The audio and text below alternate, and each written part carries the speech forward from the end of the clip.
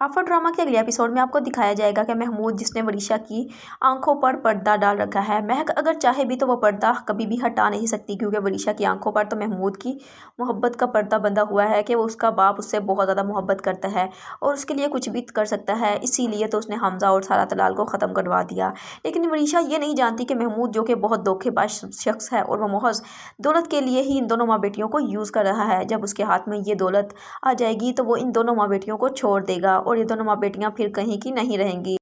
जबकि महमूद ने ऐसा पर्दा वरीशा की आंखों पर बंधा है कि अगर महक चाहे भी तो ये पर्दा हटा नहीं सकती और अगर महक बदल भी जाए